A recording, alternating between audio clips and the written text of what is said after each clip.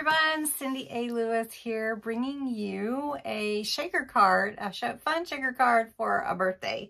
I want to show you a card that I cut yesterday with my Gemini 2, and we're going to create a shaker card out of it using some paper from the Color Your World paper pad from Crafter's Companion, and also this die that we cut out using the Gemini 2 in yesterday's video. So if you want to check that out, that's in yesterday's posted.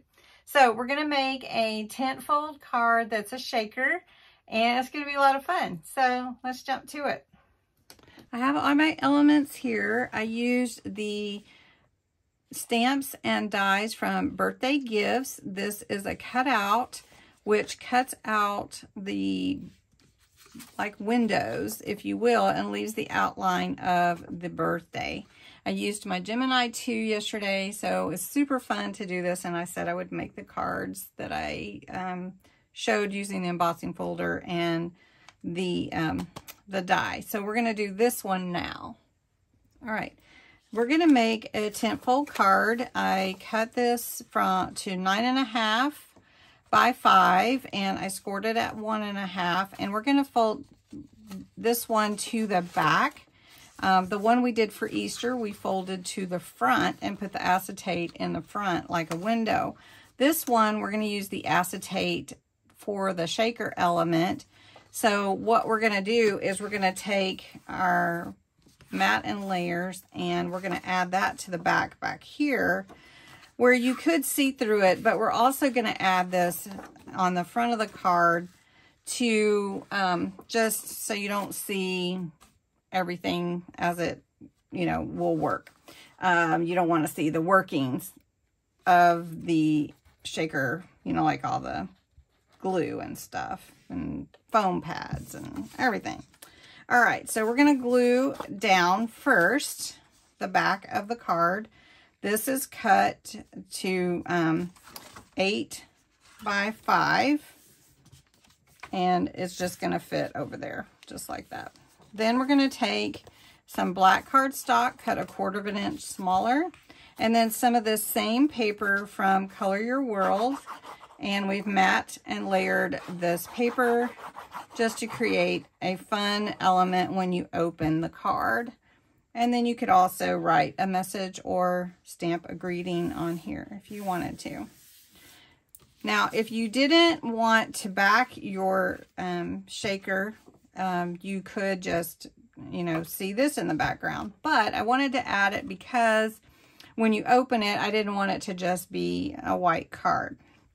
So to create the shaker, we're going to take some acetate and cut it a little smaller to fit on the front here, and then we're going to glue that down or tape that down.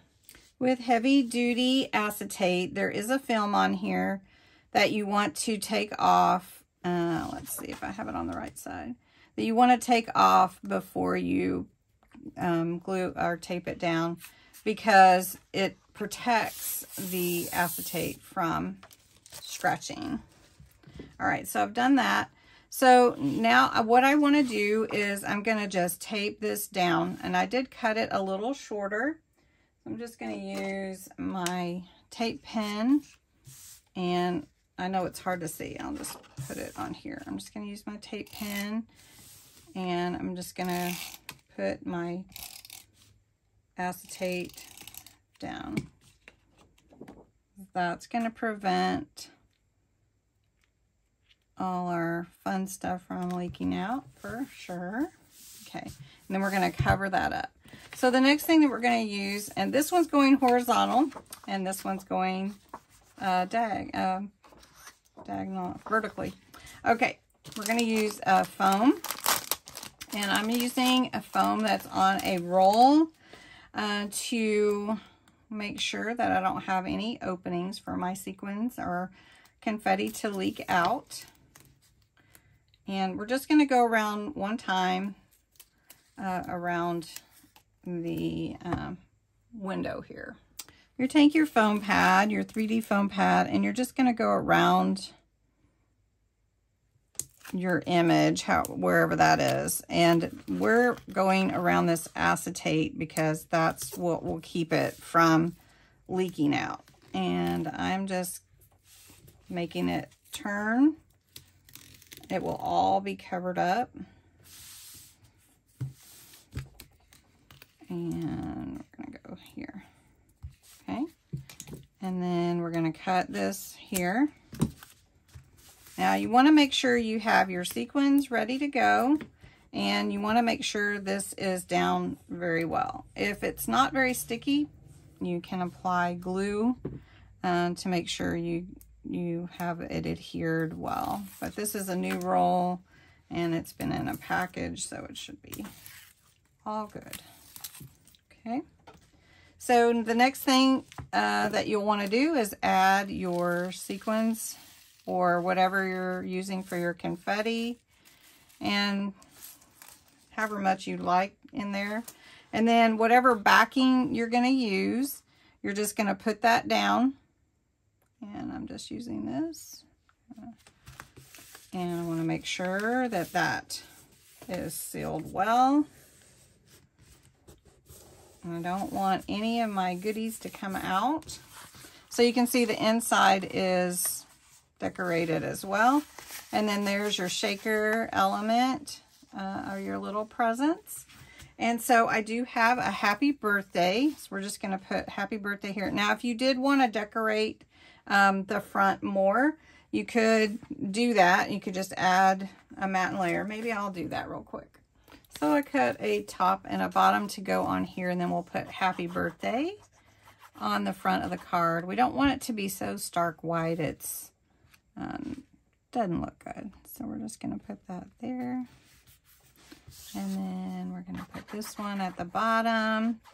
So I cut this one to 2 inches and then 1 3/4 for the colored paper. And then this one 2 1/4 and I believe 2 1/2.